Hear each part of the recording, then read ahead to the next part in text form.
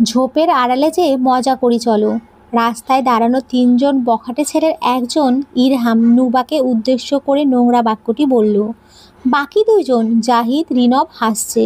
সেই হাসিতে মিশে আছে নোংরা চাহনি। নুবা অবাক হয়ে গেল। নুবার পরনে নীল রঙের ফুল হাতার লং গাউন ও বড় হিজাব। লোকে বলে ধর্ষণ কি এমনি এমনি হয়? দোষ আছে তাই ধর্ষণ হয়। মেয়েরা পর্দা করলে কি ধর্ষণ হতো? খোলামেলা পোশাক পরলে ধর্ষণ তো হবেই। নুবা একবার বলেছিল, পৃথিবীর প্রতিটি মেয়ে উলঙ্গ থাকলেও পুরুষের জন্য চোখের হেফাজত করা ফরজ। আর পৃথিবীর প্রতিটি পুরুষ ধার্মিক ও ন্যায়পরায়ণ হলেও নারীদের জন্য পর্দা ফরজ। সাথে সাথে তাকে শাহবাগী ট্যাগ দেওয়া হয়েছিল। তাকে বলা হয়েছিল, পুরুষের কাজ নিয়ে মাথা ঘামিও না মেয়ে, নিজে পর্দা করো।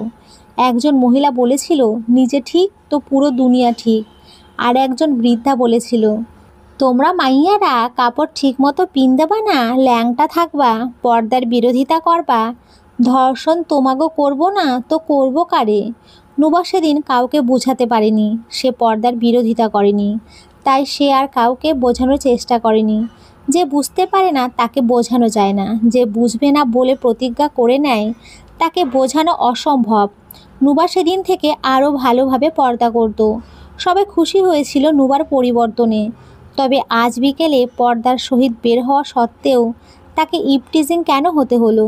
নুবা খুবই ভালো করেই জানে আজ নুবা ধর্ষিতা হলে এই সমাজ তাকেই দোষী বলবে।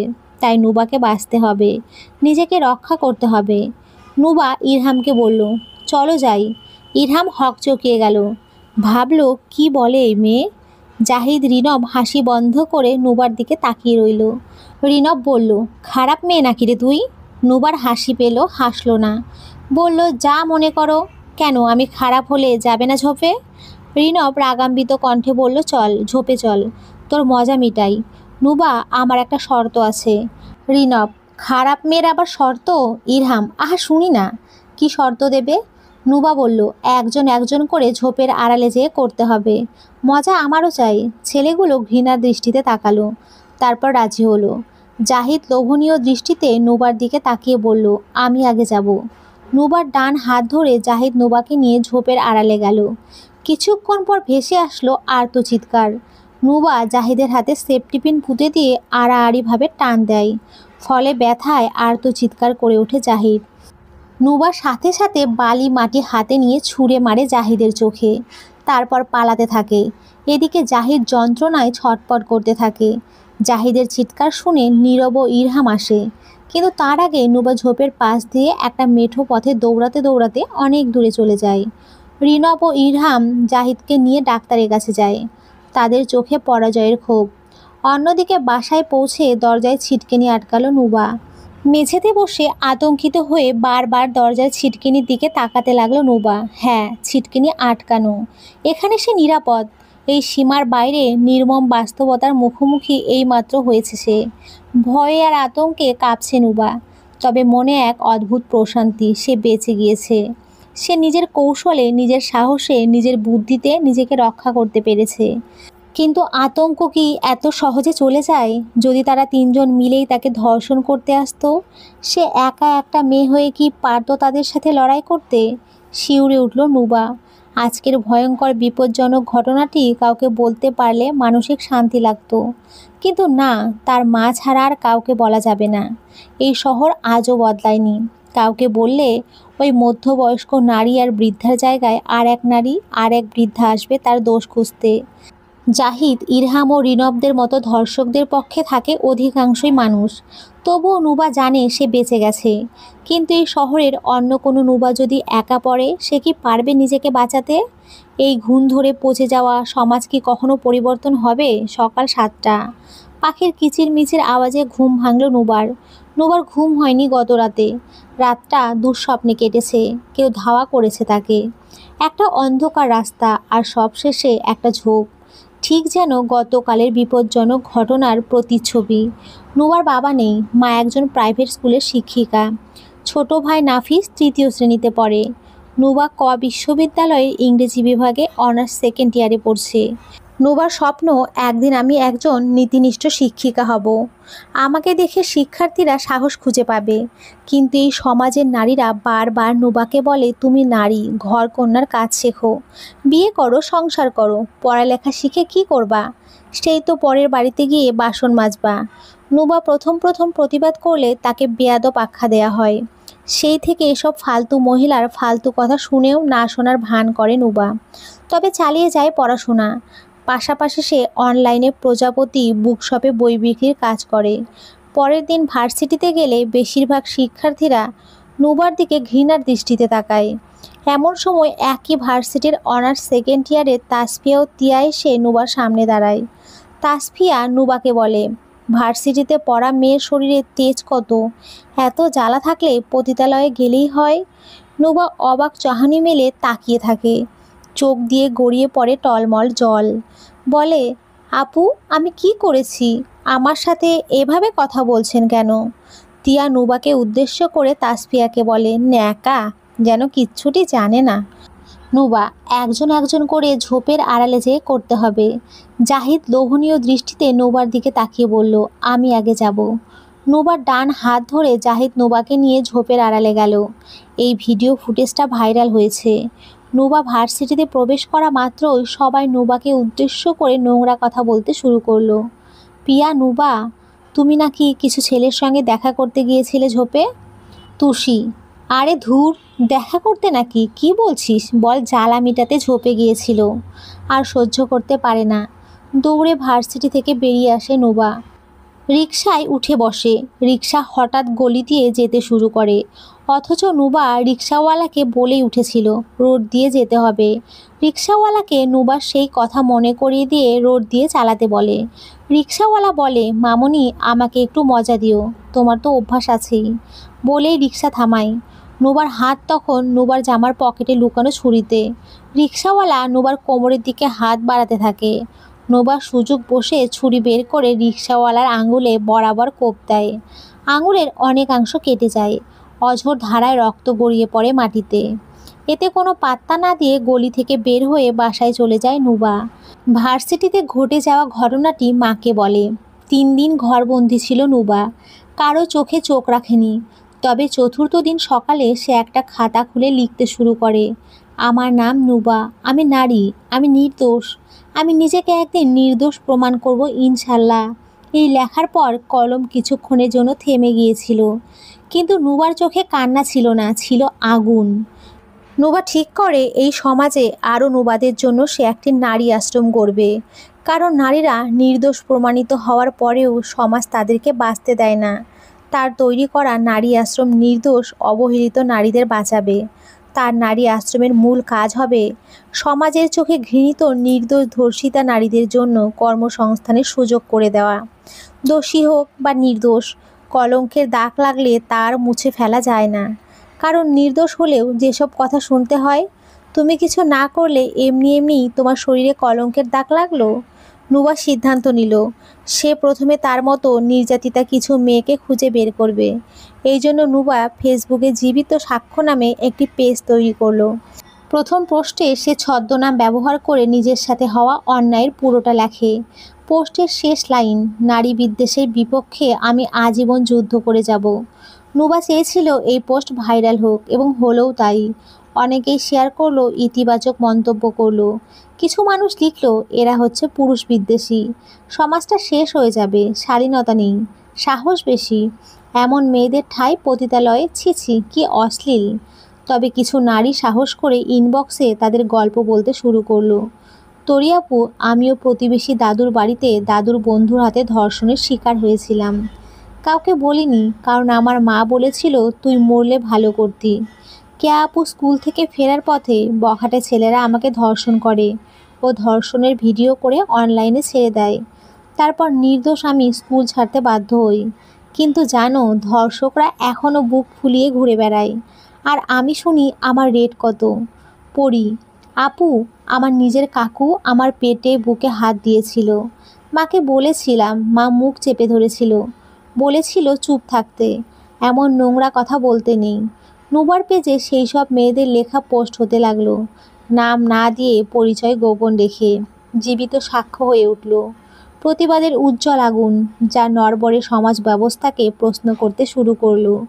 নুবা, তরি, পরি আর কেয়ার সাথে দেখা করলো। তারা চারজন একসাথে তাদের জমানো টাকা দিয়ে টিনের তৈরি 6 রুমের একটি বাড়ি করলো। যেসব নির্যাতিতা মেয়েরা পরিবার থেকে বেরিয়ে আসতে চায়, নিরাপদ আশ্রয় চায়, লেখাপড়া চালিয়ে যেতে চায়, তাদের জন্য নাম দিল নিরাপদ নারী বাড়ি। তারা একটি রুম নিজেদের জন্য রাখলো। সেই রুমের লকারে তাদের বেতনের টাকার কিছু অংশ জমা করতে শুরু করলো। নাম দিল নিরাপত্তা ফান্ড। এই ফান্ডের প্রথম উপকারভোগী ছিল জরি নামের এক মেয়ে, যে বিয়ের আগের রাতেই পালিয়ে এসেছিল, কারণ তার সৎ মা তার বিয়ে ঠিক করেছিল একজন ধর্ষকের সাথে। ভার্সিটিতে যেতে পারে না নুবা। ভার্সিটিতে যেতে না পারায় অনলাইনে প্রচুর কাজ করে নুবা। ল্যাপটপে বসে রিসেলিংয়ের কাজ করে নুবা। এমন সময় দরজায় কড়া নাড়ল কেউ। নুবার মা দরজা খুললেন। দুজন মানুষ দাঁড়িয়ে, একজন সিভিল ড্রেসে, অন্যজন ইউনিফর্মে। সিভিল ড্রেসের মানুষটি বললেন, আমি গোয়েন্দা শাকিল রহমান, আপনার দেয়া তথ্যের ভিত্তিতে এসেছি। হ্যাঁ, নুবার মা নুবার আড়ালে যোগাযোগ করেছিলেন সাইবার অপরাধ দমন শাখার সঙ্গে। মেয়েকে জড়িয়ে কাটছাঁট করে ছড়ানো ভিডিও তিনি মেনে নিতে পারেননি। শক্ত সাহসী মেয়ের চোখের কান্না, সমাজের কুৎসিত অপবাদ তাকে বাধ্য করেছিল সত্যের জন্য দাঁড়াতে। নুবার সামনে বসে গোয়েন্দা বললেন, তুমি জানো কি যে ভিডিওটা ভাইরাল হয়েছে সেটা এডিট করা? নুবা মাথা নিচু করে থাকলো, কণ্ঠে হতাশা, ক্ষোভ। নুবা, হ্যাঁ জানি, কিন্তু কারা করবে এটা? শাকিল রহমান ল্যাপটপ থেকে একটি ভিডিও বের করে বললেন, এই ভিডিওটা দেখো, এটা ঝোপে যাওয়ার আগের ও পরের সম্পূর্ণ সিসিটিভি ফুটেজ। ভিডিওতে স্পষ্ট দেখা গেল 3 জন ছেলের নোংরা প্রস্তাব। নুবার আত্মরক্ষার কৌশল। গোয়েন্দা শাকিল রহমান বললেন, ঝোপের পাশের একটি বাসায় থাকা সিসিটিভিতে পুরো দৃশ্য ধরা পড়ে। তবে সবচেয়ে চমকপ্রদ ব্যাপার হলো, ভিডিও এডিট করে যে ছড়িয়েছে সে ওই বাসার মালিকের ছেলে শিহাব। তোমরা একই ভার্সিটিতে, একই ডিপার্টমেন্টে পড়ো। ভিডিও এডিট করায় সফটওয়্যারের মাধ্যমে ফুটেজ কাটছাঁট করে ছড়ানো হয়েছিল। ওই কাজটা করেছে শিহাব নিজে। আমরা তার ল্যাপটপে প্রমাণ পেয়েছি।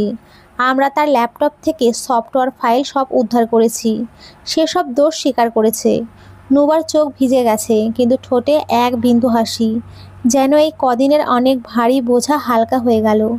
গোয়েন্দা উঠে দাঁড়িয়ে বললেন, তোমার মা যদি সাহস করে আমাদের কাছে না আসতেন, হয়তো আমরা সত্যের এতটা কাছে পৌঁছাতেই পারতাম না।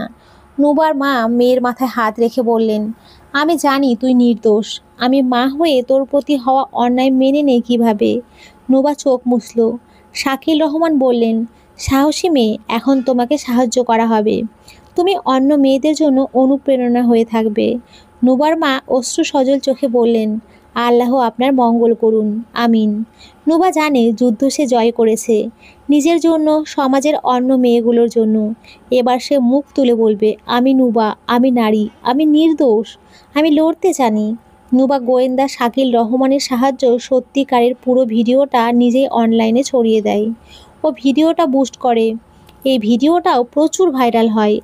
এতদিন যারা নুবাকে গালি দিত, তাদের চোখে এখন লজ্জা। তারা এখন নুবার হয়ে অনলাইনে প্রতিবাদ করে। তবে কিছু নিচু মানসিকতার মানুষ মন্তব্য করে, বোরকা পরলে এমন হতো না, হাত মোজা পা মোজা পরেনি এমন তো হবেই, কি নির্লজ্জ মেয়ে। নিজের ভিডিও নিজেই অনলাইনে প্রকাশ করে। কলেজের করিডোরটা তখন থমথমে। নুবা মাথা উঁচু করে বসে আছে, পাশে শাকিল রহমান বসা। অধ্যক্ষ স্যারের হাতে সিসিটিভি ফুটেজ, যেখানে স্পষ্ট দেখা যাচ্ছে নুবার সাথে ঘটে যাওয়া ভয়ঙ্কর বিপজ্জনক ঘটনা। আর নুবার সাহস। সবচেয়ে ভয়ানক ব্যাপারটা তখনই বেরিয়ে আসে। তদন্ত কমিটির একজন সদস্য সাজ বলে ওঠে। ফুটেজ কাটছাঁট করে অনলাইনে ছড়িয়েছিল শিহাব। এমনকি ভিডিওটা বুস্ট করেছিল যাতে লক্ষ লক্ষ মানুষ দেখে। আমরা ডিজিটাল টিম দিয়ে নিশ্চিত হয়েছি। নুবা অশ্রুহীন চোখে মাথা উঁচু করেই বলে, একজন বন্ধু, একজন সহপাঠী আমার সম্মান নিয়ে খেললো। মোহনা বলল, মেয়েটা তো বেশ চালাক, সাহসী, তবে অত সাহস আবার বিপদের। একজন শিক্ষিকা বললেন, ওভাবে ঝোপে কেন গেলে? প্রতিবাদ করতে পারতে। নুবার চোখে পানি এসে যায়। প্রতিবাদও করেছি, প্রমাণও রেখেছি, তবু প্রমাণ করতে হচ্ছে আমি নির্দোষ। আপনার কি মনে হয় 3 জনের সাথে একা লড়তে পারতাম? শিক্ষিকা নিশ্চুপ। সবাই যখন অবাক, তখন শিহাব মাথা নিচু করে চুপচাপ দাঁড়িয়ে থাকে, চোখে কিছুটা গ্লানি। অধ্যক্ষ বললেন, কেন এমন নোংরা কাজ করলে শিহাব?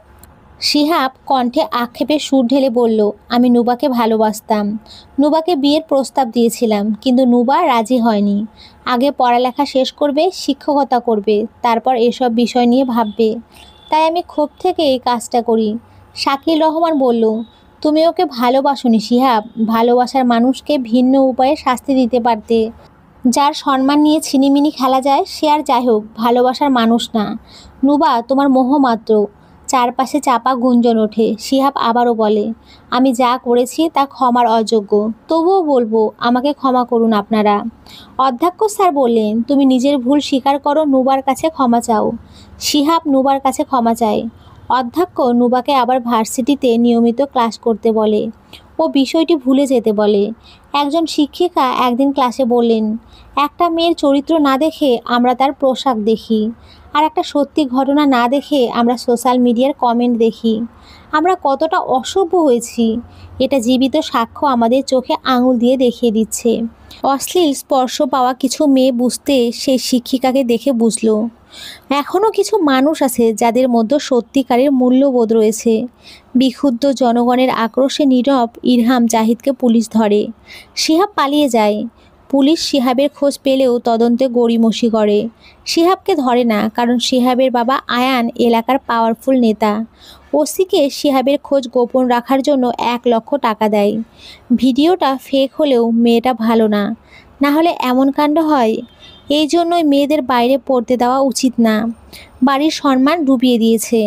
নুবা নির্দোষ প্রমাণ হওয়ার পরেও সমাজ তাকে বিচার করে ফেলেছে। নুবা নিজের বাসার বারান্দায় দাঁড়িয়ে এগুলো শোনে। প্রথম দিকে কান্না আসতো, এখন আসে ঘৃণা। এই সমাজ শুধু নির্যাতিতার বিচার করে, অপরাধীর দিকে কখনো আঙুল তোলে না। রাত তখন অনেক গভীর। একটা অনেক পুরনো বাংলো বাড়িতে লুকিয়ে থাকে শিহাব। বাংলোর আশপাশে নীরব নিস্তব্ধ। অভিযোগ প্রমাণিত, পরিবার থেকে বিচ্ছিন্ন, বন্ধু বান্ধব মুখ ফিরিয়েছে। জনগণ তাকেও গ্রেপ্তার করতে বলছে। তবে তার বাবা টাকা দিয়ে পুলিশের মুখ বন্ধ রেখেছে। কিন্তু শিহাব জানে না, সবাই যে বিচারে ভরসা রাখে, নুবা তাতে সন্তুষ্ট হয়নি। নুবা সেই রাতেই সিদ্ধান্ত নিয়েছিল, আমার সাজানো গোছানো সুন্দর জীবন নষ্ট করে দিয়েছে, আমার মান সম্মান নিয়ে নোংরা খেলা খেলেছে। আর এই নোংরা খেলার শাস্তি শুধুমাত্র ক্ষমা চাওয়া হতেই পারে না। বাংলোর পেছনের ছোট রাস্তায় শিহাব যখন ধূমপান করতে বের হয়, তখন হুডি পরা একটি ছায়ামূর্তি ধীরে ধীরে কাছে আসে। শিহাব ভয়ঙ্কর কণ্ঠে কে যেন ডেকে উঠল। পেছন ফিরে তাকিয়ে চমকে ওঠার সুযোগও পেল না ছেলেটা। নুবা হাতে থাকা দা শিহাবের পেটে ঢুকিয়ে দিল। প্রথম আঘাতে শিহাব মাটিতে শুয়ে পড়ে ছটপট করতে থাকে। নুবা শিহাবকে ফিসফিস করে বলে, তোমার দেহ হয়তো মরে যাবে, কিন্তু আমার মানসিক মৃত্যুটা তুমি কখনো বুঝবে না। শিহাবের নিঃশ্বাস বন্ধ হওয়ার আগে শিহাবের মুখ থেকে শুধু একটা বাক্যই বের হয়, ক্ষমা করো। কিন্তু নুবা ফিরেও তাকায় না। সে রওনা দেয় বাসার উদ্দেশ্য। নুবার বুকের ভেতরে একটা হিম শীতল প্রশান্তি। এবার তার কণ্ঠে দৃঢ়তা, আমি নুবা, আমি নারী, আমি নির্দোষ, আমি লড়তে জানি। 1 মাস পর শিহাবের নিথর দেহ যখন বাংলোর পেছনের রাস্তায় পাওয়া যায়, প্রথমে পুলিশ ভেবেছিল এটা হয়তো ছিনতাইয়ের ঘটনা, কিন্তু খুব তাড়াতাড়ি সন্দেহ গাঢ় হয়ে ওঠে। ডিটেকটিভ সাদিক বললেন, ওর মোবাইলটা আছে, ওয়ালেট ঠিকঠাক, ছিনতাই হলে টাকা পয়সা মোবাইল থাকবে কেন? সিসিটিভি ফুটেজ চেক করা হয়, কিন্তু ওই রাতে কারেন্ট চলে গিয়েছিল, তাই ফুটেজে কিছুই নেই। তবে পুলিশ কনস্টেবল সাদিক খেয়াল করলেন, শিহাবের মৃত্যুর আগে 1 মাস কলেজ প্রশাসন ও ছাত্রদের মধ্যে নুবার নাম প্রচণ্ড আলোচনায় ছিল। ভিডিও, গুজব, ছাত্রছাত্রীদের বিক্ষোভ, সামাজিক মাধ্যমে ভাইরাল হওয়া ঘটনাগুলো সবই শিহাব আর নুবাকে ঘিরে। তিনি খেয়াল করলেন নুবা সেদিন থেকে একদম চুপচাপ, না কোনো পোস্ট, না কারো সঙ্গে আলাপ। এমনকি তদন্ত চলার সময়ও এক ধরনের নির্লিপ্ততা।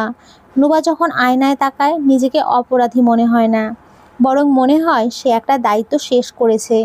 তার ভেতরে প্রশান্তি, তার বুকের মাঝে কোনো ভার নেই, নেই অপমান। তার অক্ষি কোটরে আর অশ্রুকণা নেই।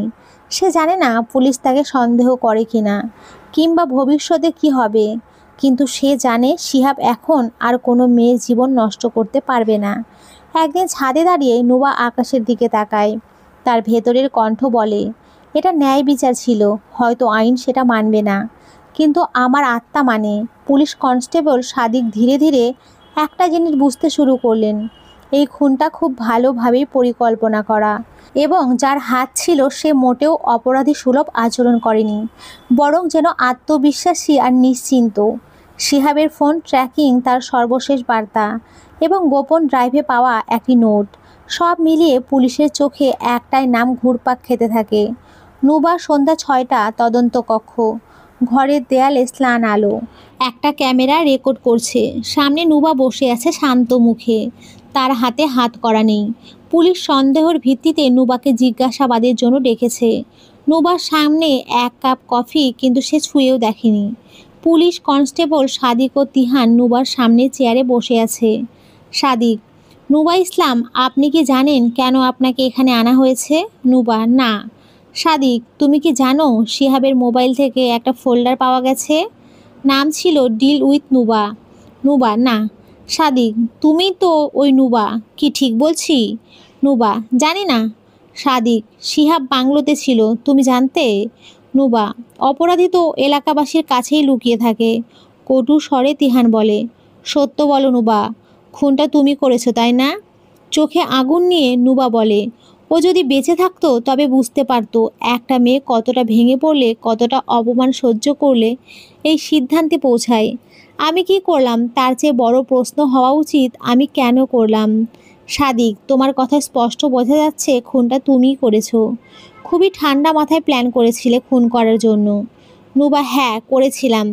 যে লোকটা আমার জীবনের সর্বনাশ করেছে সে বুক ফুলিয়ে ঘুরে বেড়াচ্ছে, আর আমি লোকলজ্জায় মাথা নিচু করে হাঁটছি।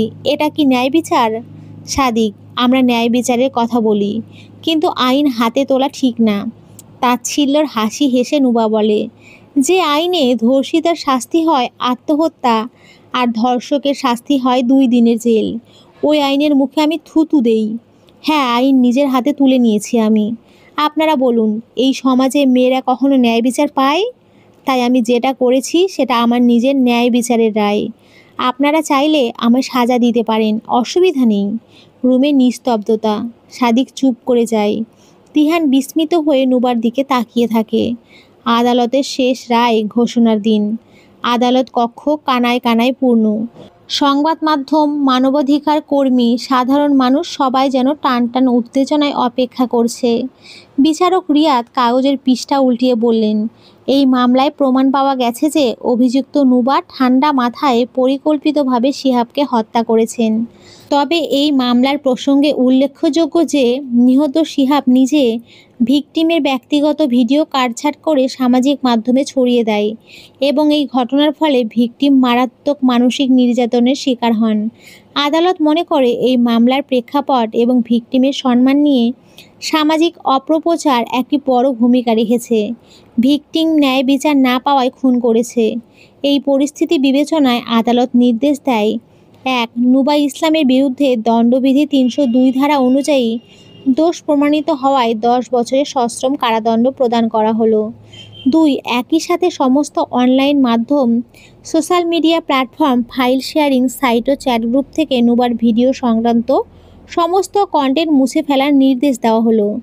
3. বাংলাদেশ টেলিযোগাযোগ নিয়ন্ত্রণ কমিশন বিটিআরসিকে এই নির্দেশ দ্রুত কার্যকর করতে বলা হলো।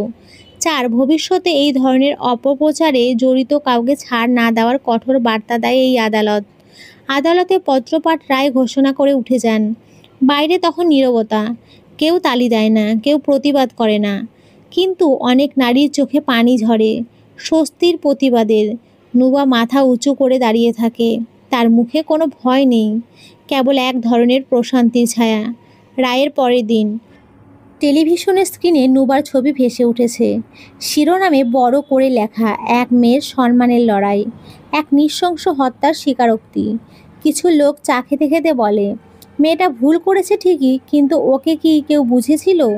ওই ভিডিওটা ছড়ানোর পর তো কেউ পাশে দাঁড়ায়নি। ভাইও সাহসী, অনেকেই আত্মহত্যা করতো ওই অবস্থায়।